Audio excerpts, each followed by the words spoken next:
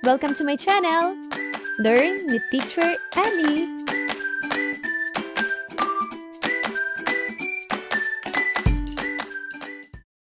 Grade 2, GMRC, 3rd Periodical Examination Reviewer. Panuto, basahin ng mabuti ang bawat tanong at piliin ang tamang sagot. Simulan na natin mga bata. Number 1. Nakita ni Ana na nahulog ang lapis ng kaklase niya. Ano ang pinakamapanagutang gagawin niya? A. Tatawanan niya ang kaklase. B. Itatago niya ang lapis para sa kanya. C. Pupulutin niya at ibibigay sa may-ari. O D. Aapakan niya ang lapis at aalis.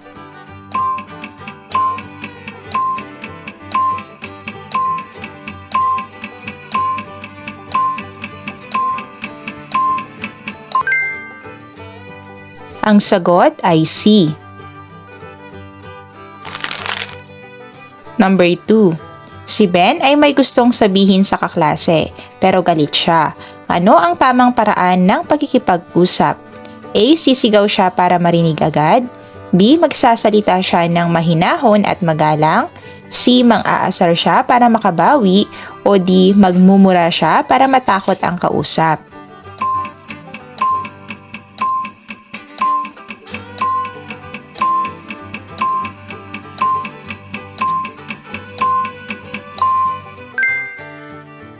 Ang sagot ay letter B. Number 3. May bagong kaklase sa inyong klase at mukhang nahihiya. Ano ang wastong paraan ng pagkikipagkapwa upang mapaunlad ang pagkikipag-ugnayan? A. Iiwasan siya para hindi maistorbo. B. Kukutsaing iba ang kanyang salita. C. Ngungusuan siya at pagtatawanan. O D. Lalapitan siya, magpapakilala at yayayain sumali sa laro.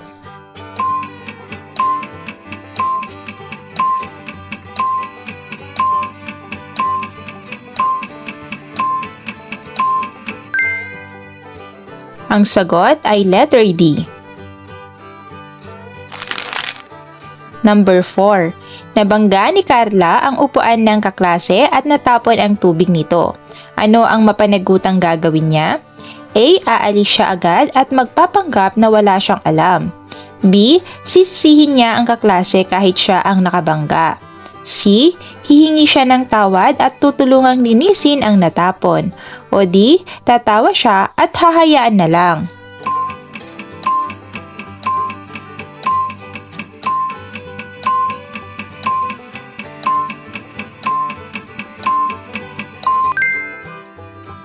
Ang sagot ay letter C.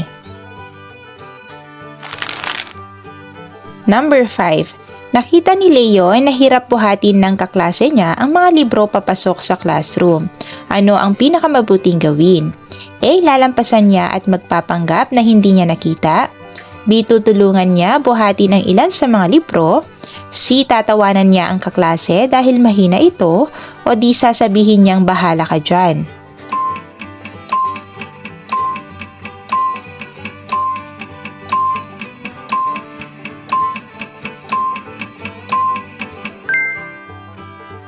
Ang sagot ay letter B. Number 6. Si Mia ay may baon na tinapay. Nakalimutan ng kaibigan niya ang baon at gutom na gutom. Ano ang pagpapakita ng kabutihan? A. Kakain siya sa harap ng kaibigan at hindi mag-aalok. B. Aasarin niya ang kaibigan dahil walang baon. C. Magbabahagi siya ng kaunting tinapay sa kaibigan. O D. Itatago niya ang baon para walang makahingi.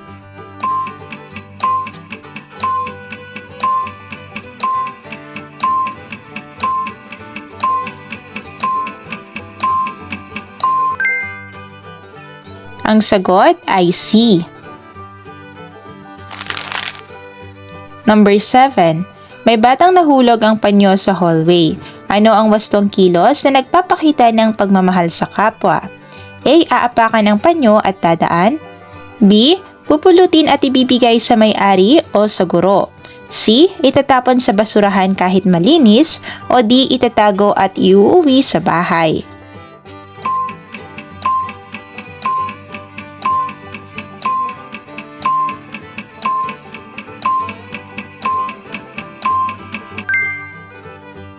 Ang sagot ay B. Number 8. May paglilinis sa silid-aralan. Kaya mong magpunas ng upuan. Ano ang tamang gawin batay sa sariling kakayahan? A. Magtatago para hindi mautusan. B. Magrereklamo at sasabihing ayaw mo. C. Tumulong sa pagpupunas ng upuan at mesa. O D. Uupo lang at manunood sa iba.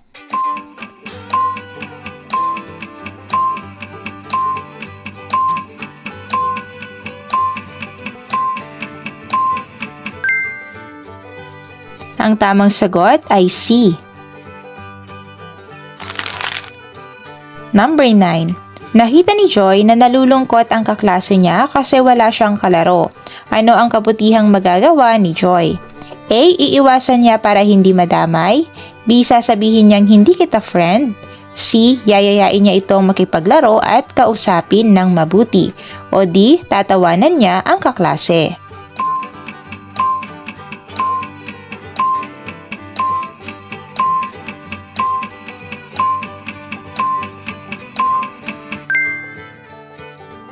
Ang sagot ay letter C.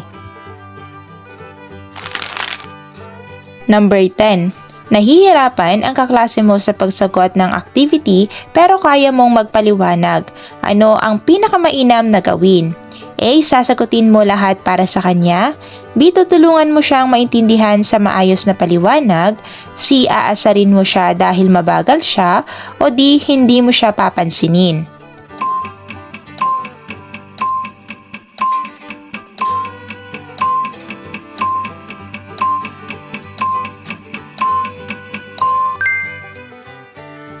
Ang sagot ay letter B.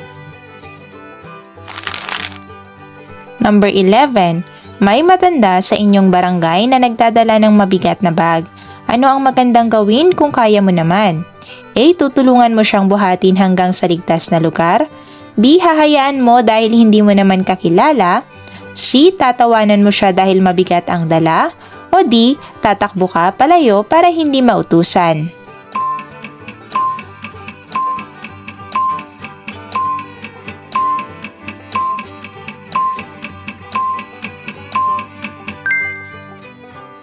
Ang sagot ay letter A.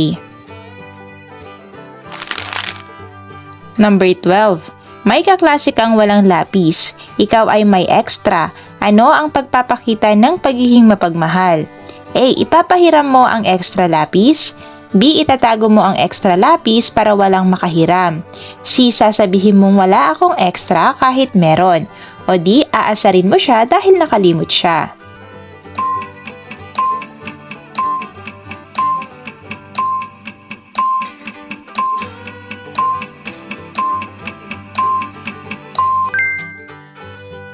Ang sagot ay letter A. Number 13. Tinulungan ka ng kaklase mo na pulutin ang mga nahulog mong gamit. Ano ang tamang gawin upang magpasalamat? A. Sasabihin mo salamat po at ngingitaan siya. B. Lalayo ka agad na parang walang nangyari. C. Sisigaw ka, ang bagal mo. O D. Magpapanggap ka na hindi mo siya nakita.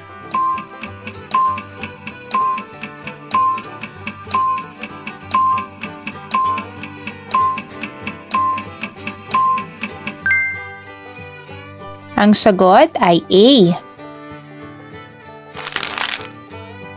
14. Ipinahiram ng guro ang kanyang lapis dahil nakalimutan mo ang sa iyo. Paano mo maipapakita ang pasasalamat? A. Hindi mo na isasauli ang lapis. B. Isasauli mo ang lapis at magpapasalamat ng maayos. C. Itatapon mo ang lapis pagkatapos gamitin. O D. Sasabihin mo dapat lang.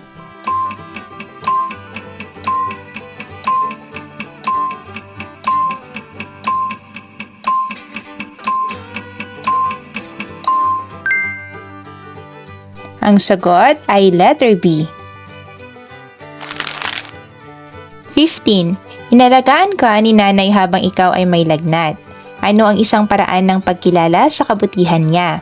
A. Magreklamo ka pa dahil ayaw mo ng gamot. B. Sasabihin mong salamat po nanay at susunod sa pag-inom ng gamot. C. Hindi mo siya papansinin kahit kausap ka. O D. Sisigawan mo siya kapag pinapatulog ka.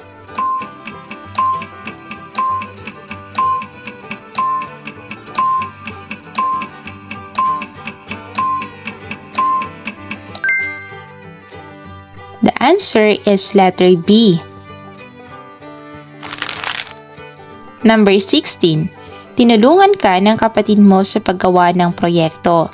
Ano ang pinakamagandang gawin para maipakita ang pasasalamat? A. Sabihin mong wala akong pakialam. B. Kunin mo ang credit at sabihin ikaw ang gumawa. C. Magpasalamat at tumulong din sa kanya sa susunod na kailangan niya. D. Iwasan mo siya para hindi na siya manghiram ng gamit.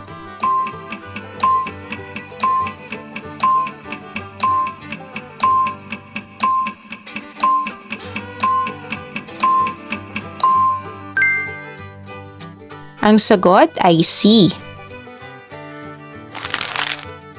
Number 17. May kaklase kang nagdadasal bago kumain. Ano ang pinakamagalang na gagawin mo? A. Tatawanan mo siya habang nagdadasal.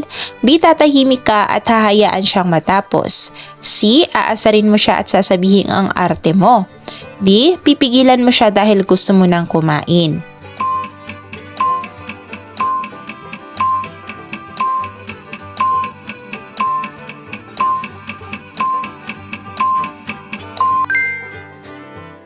Ang sagot ay B. Number 18. May kaklase kang may suot na simbolo ng kanyang relihiyon. Halimbawa, kwintas. Ano ang tamang kilos? A. Kukunin mo ang kwintas at paglalaruan.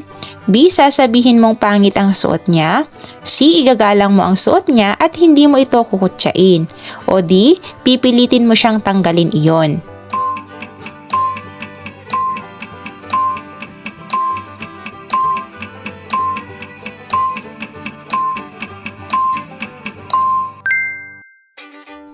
Ang sagot ay C. Number 19. May iba't ibang paniniwala ang inyong mga kaklase. Ano ang makatutulong para magkaroon ng mabuting ugnayan? A. Pagpapakita ng respeto at pakikinig sa paniniwala ng iba. B. Pangungutya sa mga gawain ng iba. C. Pag-iwas sa kanila dahil iba sila. O D. Pakikipag-away para ipilit ang sariling paniniwala.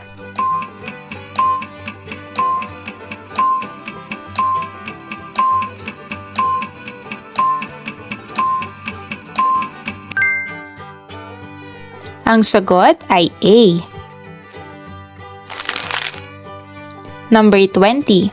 May program sa paaralan kung saan ang ilan ay may mga gawaing panrelihiyon. Ano ang magalang na paraan ng paglahok?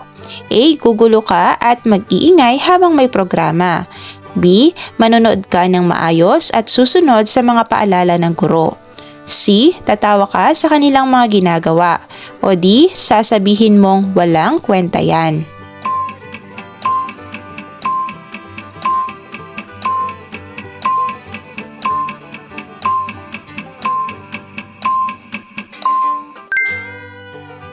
Ang tamang sagot ay B. 21. Nakita mo ang balat ng candy sa sahig ng silid-aralan. Ano ang tamang gawin para sa kapaligiran? A. Sipa-sipain ito papunta sa sulok. B. Pulutin at itapon sa tamang basurahan. C. Iwanan na lang dahil may tagalinis naman. O D. Itapon sa bintana para mawala.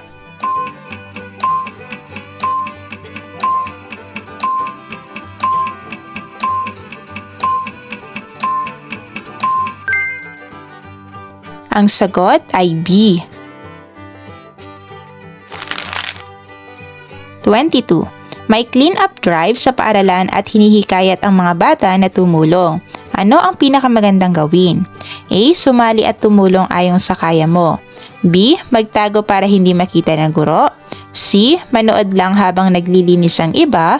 O D. Magkalat pa para mas marami silang lilinisin.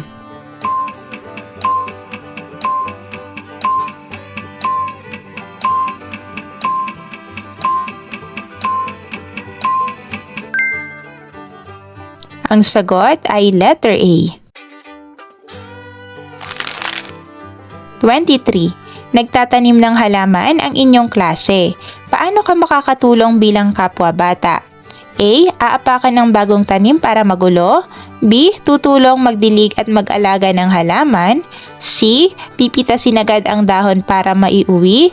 O D. Itatapon ang mga buto sa basurahan.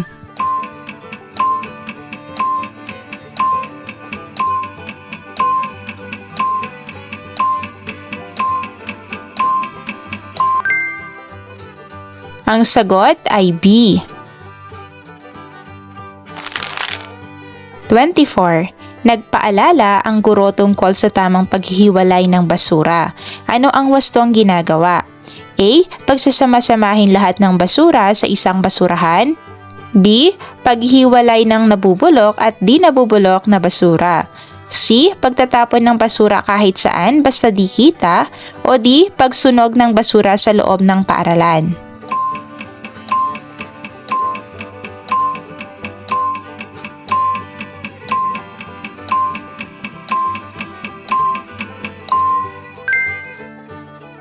Ang sagot ay letter B. May kaklase kang nagtatapon ng papel sa sahig. Ano ang mapagmalasakit na gagawin mo? A. Sasabihin mong okay lang yan. B. Papagalitan mo siya ng malakas sa harap ng lahat. C. Paalalahanan siya ng maayos at anyayahang pulutin ang kalat. O D. Sasabayan mo siya at magtatapon ka rin.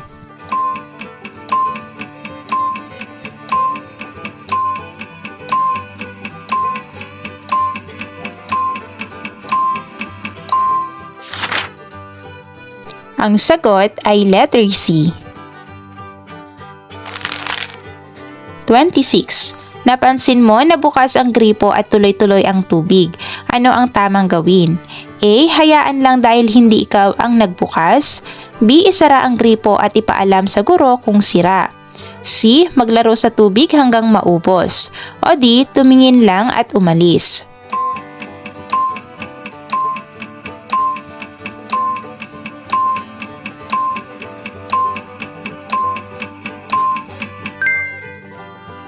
Ang tamang sagot ay B. 27. Sa recess, may mga bata na nag-iiwan ng pinagkainan sa mesa. Ano ang magandang gawin kasama ang kapwa-bata? A. Magtulungan na linisin at itapon ang basura sa tamang lalagyan. B. Iwanan na lang para sa susunod na gagamit ng mesa. C. Itulak ang basura sa ilalim ng mesa. O D. Isaboy ang tira-tirang pagkain sa sahig.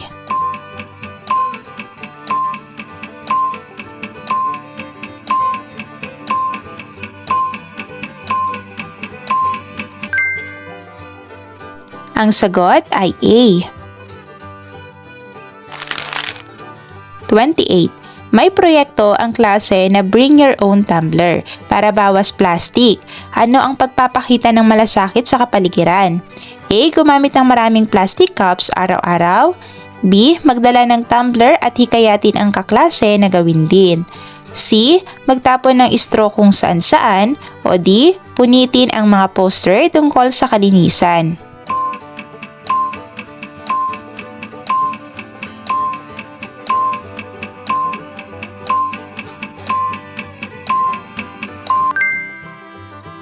Ang tamang sagot ay B. 29.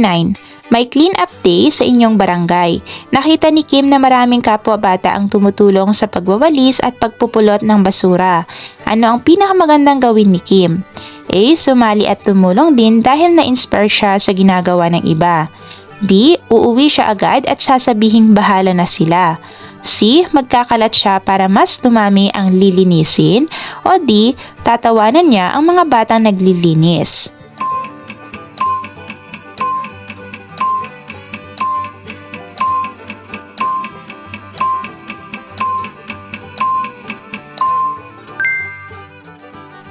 Ang tamang sagot ay letter A.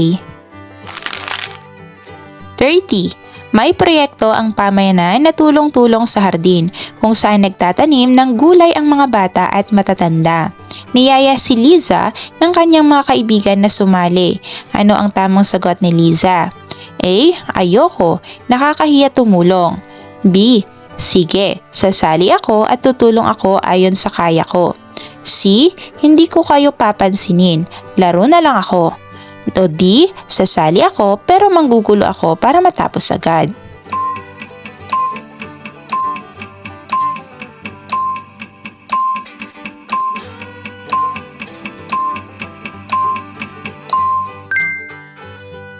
Ang sagot ay letter B. Mahusay mga bata! Thank you for watching! Also, don't forget to like, share, subscribe, and click the notification bell for you to be updated on our latest videos. See you on our next lesson. Goodbye!